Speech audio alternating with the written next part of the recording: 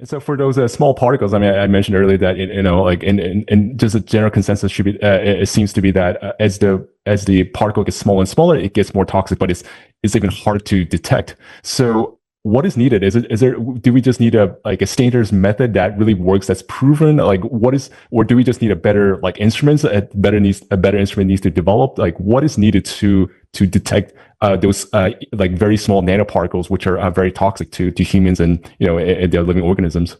We do need a lot more of these kind of interlab studies because there were some interesting conclusion from these interlab studies and recommendations on how we can improve in characterizing these really smaller microplastics and nanoplastics. And what we need is more research efforts, starting with more funding, on how we can work together and develop more standardized and validatable methods, particularly for these smaller microplastics and nanoplastics.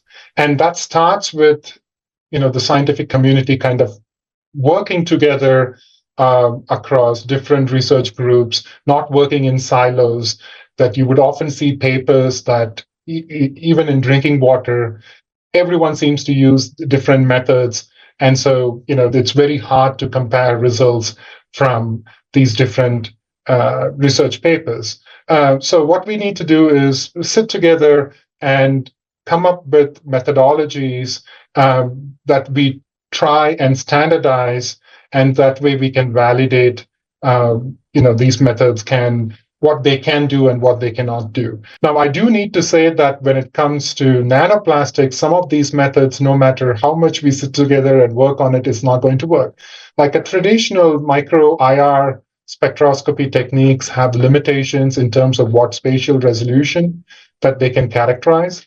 I would say anything less than 10 microns, no matter how much effort you put into it, you may not see validatable results across the lab if you use this technique. There are other techniques like Raman spectroscopy that have been proven to characterize down to 1 micron.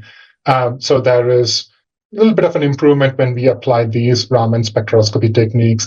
But then nanoplastics is something that is really, really new at this point, and there is no agreement on what are the analytical techniques to use for nanoplastic characterization. And so standardization is still a long way off when it comes to nanoplastics. So I would say the low-hanging fruit for standardization of methods is likely in the next 5 years or so, is likely going to be at the microplastic scale, potentially down to 1 micron, if we can all agree upon this is the method, this is the approach, and this is how we need to process the sample and analyze the sample and characterize the data that is obtained from the analytical instrument. That would be a big achievement. But if we want to talk about nanoplastics, I think we are still a way off from that.